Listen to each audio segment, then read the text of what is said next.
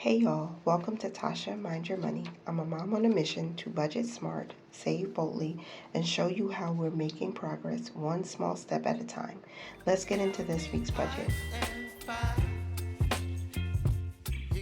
Hey ladies, forgive me for the sound of my voice and the background. It is 6 o'clock in the morning when I film my budget closeout, and I wanted to make sure this video is put up today, so you guys will hopefully see this on payday. So happy payday. We are going to be closing out this budget by paycheck, making sure what bills need to be paid. Spectrum is going to come out automatically, so I need to make sure to transfer money into the bills account so that is covered. Also, our life insurance policy is due next week, so I need to make sure there's enough money in there to transfer over. Our top priority is the same, rejoicing in the Lord. We're saving for Christmas, vacation, and we're paying down some debt. The money that we're working with this week is $1,385, so our tithe is $139. There was some change on the end, but I decided not to use that. We're committed to saving $200 a week using my Save 200 challenge in my 12-month simple budget planner. All right, so $200 was transferred over. Again, that's split between Christmas, vacation, and paying down some debt. So our total savings for this week is actually $200. Anytime we reduce debt, I consider that a savings because you're saving on interest, you're saving on having to make future payments, hopefully, if we pay this off and get out of it and stay out of it. So I'm just writing it beneath the savings bucket so that you can all see that's what we did with our savings. There's nothing for investing this week. I did pull out $50 in cash. If you want to see me stuff that, you stay tuned for Tasha's Money and Stuff $5 Mondays video, which will come out on Monday, I think July 14th. So for bills and variable expenses, our mortgage, we put aside $475 as planned. Bills, we put aside $180 as planned. For food, we have $186 left. I will share some of the receipts that we spent, showing what we spent for food, but we're still not done, so we'll see what happens over the weekend, and I'll close out my expense tracking on Sunday. If you've been here for a while, you already know I usually do that at the beginning of the week. I like to reflect on what happened in the previous week and make sure I track all expenses and reconcile our accounts. Now I'm adding up the bills/expenses bucket, which is basically fixed bills, and then also any variable expenses that we have. I did it twice and we came up to $991. I had to double check because I for a moment I thought I was over budget, but we're right on par. So thankfully, after I saw exactly how much money came in that we were willing to use for this week's budget, I was able to give every single dollar an assignment. I love doing a zero-based budget because it just feels like you're more in control of where your money is going. You're telling it where to go. And boom, we have a zero-based budget with the last $5 going to our entertainment fund. I decided at the beginning of July, or basically the end of June, that we need to put even a small amount aside for these little purpose funds that haven't gotten a lot inside, and we want to save, purposefully for these things, because there's lots of things we want to do for our family. So even though we can't put hundreds of dollars each week right now, a little bit over time makes a big difference. So I'm calculating my percentages. 10% of what we saved or what we brought in was given, and then we're going to calculate our savings of $200, divided that into $13.85, and 14.4% of what we had this week went to savings. And then there's nothing for investing right now. We'll get there again soon. So that's our zero-based budget for this week. Hi, baby.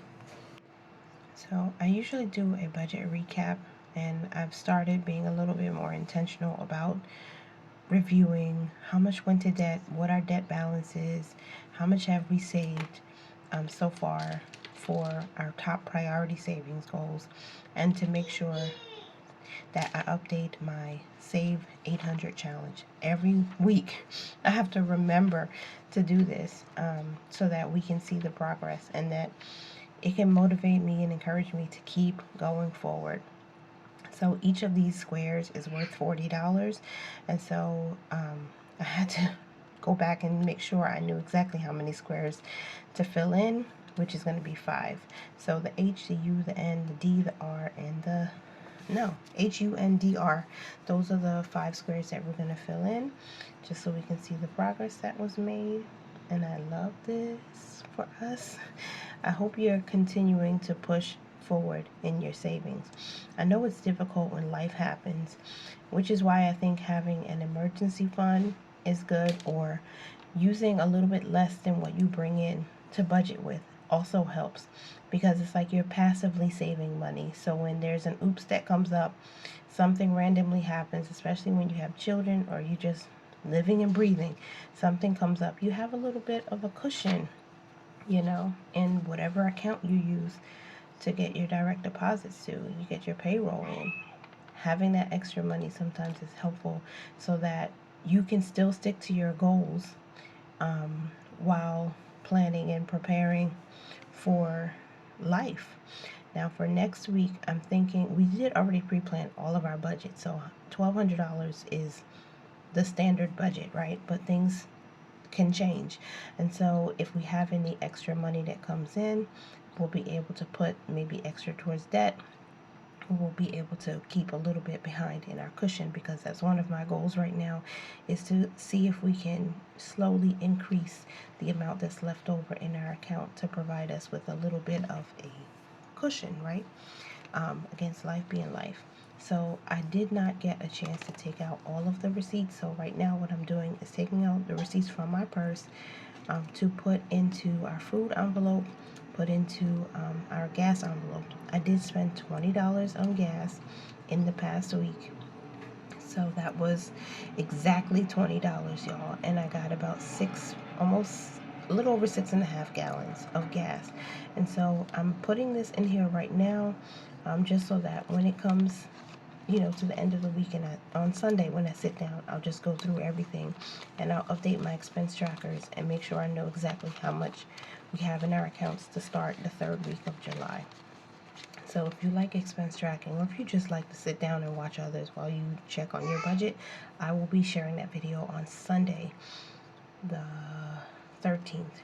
Okay, so we also had multiple food purchases. We usually do this on Friday, but we did it a little bit earlier this week, and so I'm going to go ahead and take those out of my purse as well and put them aside into the food envelope. I want to track exactly how much we spent on groceries in the past week.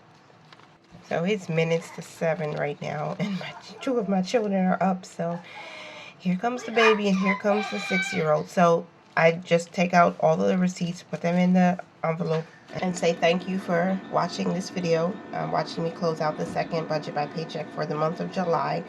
The next video that I'm going to post on this channel is going to be me tracking expenses. Forgive the airplane in the background. Then we're going to basically set up a new budget for a new week, and then I think after that it's Transfer Tuesday. So thank you so much for being here. Ladies, this is Tasha of Mind Your Money. I hope you continue to mind your money, manage it well, and live your lives abundantly, and I will talk to you in the next video. Take care and bye for now.